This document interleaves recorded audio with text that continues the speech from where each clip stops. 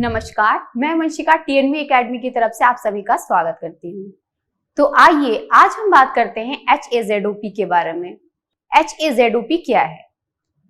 HAZOP के प्रयोग, HAZOP का प्रोसीजर। तो चलिए सबसे पहले हम बात करते हैं HAZOP क्या है। HAZOP एक सुनियोजित तरीका है जिसके माध्यम से हम किसी भी कार्य के दौरान होने वाले संभावित खतरों को पहचानते हैं।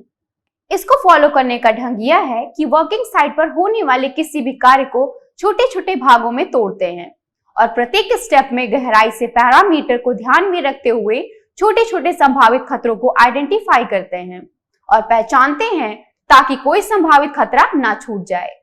कहने का तात्पर्य यह है कि जब किसी काम को ब्रेक कर लेते हैं तो हर एक स्टेप को इस तरह से ऑब्जर्वेशन करते हैं कि कहीं से कोई भी संभावित खतरा छूटने ना पाए। तो अब हम अपने अगले पड़ाव पर आते हैं और बात करते हैं HAZOP के प्रयोग के बारे में। इसका प्रयोग मुख्यतः केमिकल प्रोडक्शन, पाइपिंग सिस्टम आदि जगहों पर किया जाता है जहां बहुत सारे कंटेनर्स सिर दर्द का कारण बनता रहता है। जब किसी कार्यस्थल पर हम संभावित खतरों को आइडेंटिफाई करते हैं तो यह प्रोसेस ऐसे स्थानों पर और भी कठिन हो जाता है जहां रिस्क हाई लेवल होता है। जब पोटेंशियल हैजार्ड्स को आइडेंटिफाई करना होता है तो इफेक्टिव एनालिसिस की आवश्यकता पड़ती है। बिना इसके पोटेंशियल हैजार्ड्स को पता लगाना आसान नहीं होता है, अन्यथा आगे चलकर यह चोट और नुकसान का कारण बन सकता है। आप इसे इस तरह से भी कह सकते हैं, एक एक्सीडेंट का कॉस्ट एक एनालिसिस के कॉस्ट से कई गुना अधिक होता है।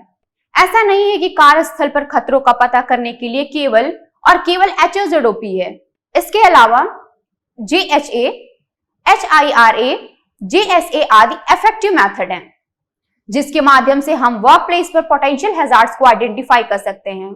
लेकिन हर एक प्रोसेस में कुछ अच्छाई है तो कुछ कमियां भी हैं, इसलिए संभावित खतरों को पता करने के लिए इतने सारे मेथड डेवलप किए गए हैं।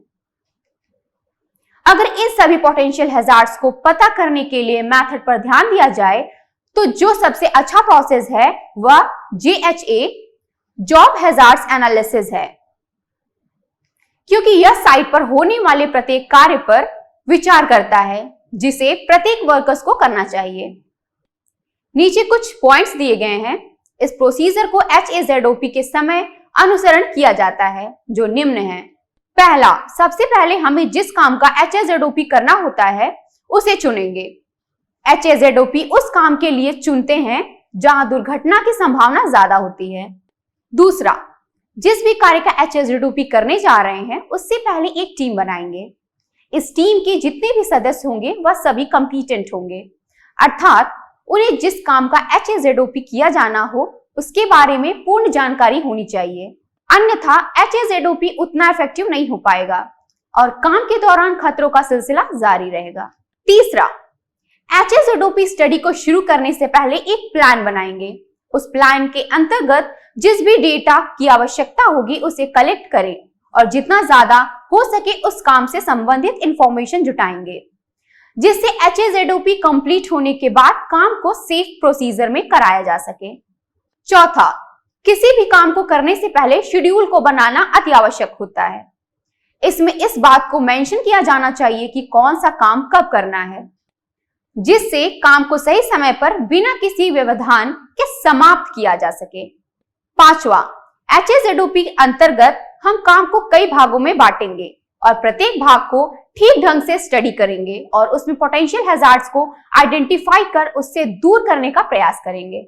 छठा, जब काम को छोटे छोटे भागों में तोड़ लेंगे उसमें से हर एक भाग को ठीक से स्टडी करेंगे और स्टडी करने के पश्चात जो कमी नजर आ रही है उसे दूर करने का प्रयास करेंगे। सातवां, जिस जॉब को हमने सेलेक्ट किया है उस कार्य से संबंधित क्या क्या प्रॉब्लम्स है उसे दूर करने का प्रयास करेंगे और हैजार्ड्स को आइडेंटिफाई करने के पश्चात एक एक को दूर करने का प्रयास करेंगे और यह काम संभव हो तो उसी दिन करेंगे। आठवां, जब संभावित खतरों को भांप लेंगे उसके बाद उससे संबंधित कौन से प्रिकॉशंस लेंगे, अर्थात उस पोटेंशियल हैजार्ड्स के लिए सटीक कंट्रोल मेजर्स क्या होगा वह काम शुरू होने से पहले उपलब्ध कराएंगे। नौवां, जिस तरह से हम पहले स्टेप में हजार्ड्स को आइडेंटिफाई कर रहे हैं, उसी तरह हर एक स्टेप में उसका अनुसरण करेंगे, जिससे कि कोई पार्ट छूट ना पाए और संभावित खतरे की संभावना बनी रहे। 10वां, HAZOP के दौरान भी हैजार्ड्स को आइडेंटिफाई किया गया है या काम के दौरान जो कमी पाई गई है उसे एक रिकॉर्ड की तरह लिख लेंगे। 10वां, HAZOP के दौरान भी हैजार्ड्स को आइडेंटिफाई किया है या काम के दौरान जो कमी पाई गई है उसे एक रिकॉर्ड की तरह लिख लेंगे। इससे सबसे बड़ा बेनिफिट यह होता है कि जब हम प्रिकॉशन देते हैं किसी भी हैजार्ड्स को आइडेंटिफाई के पश्चात तो इसमें आसानी होती है। 11वां, हैजार्ड्स को आइडेंटिफाई करने के बाद जो एक्शन लिया गया है उसको सख्ती के साथ इंप्लीमेंट करेंगे, जिससे किसी भी प्रकार की होने वाली दुर्घटना से बचा जा सके। 12वां, जब कोई भी नियम बना लेते हैं और उसे इंप्लीमेंट कर देते हैं, फिर हम प्रत्येक पार्ट्स को रिस्टडी करते हैं, जिससे कमी को ढूंढकर उसे दूर किया जाए और होने वाले एक्सीडेंट पर विराम लगाया जा सके। 13वां, जब सारे स्टेप्स को फॉलो कर लेते हैं उसके बाद एक रिपोर्ट तैयार करते हैं, जिस पर काम के दौरान पाए गए पोटेंशियल हैजार्ड से लेकर सेफ्टी प्रिकॉशन सब कुछ मेंशन होता है। यह रिपोर्ट मैनेजमेंट को सौंप देते हैं। इस वीडियो में बस इतना ही। यदि इस वीडियो में कोई प्रश्न है तो आप हमें नीचे कमेंट सेक्शन में लिख सकते हैं। हमारे अनुभवी लोगों द्वारा आपको उचित उत्तर दिया जाएगा।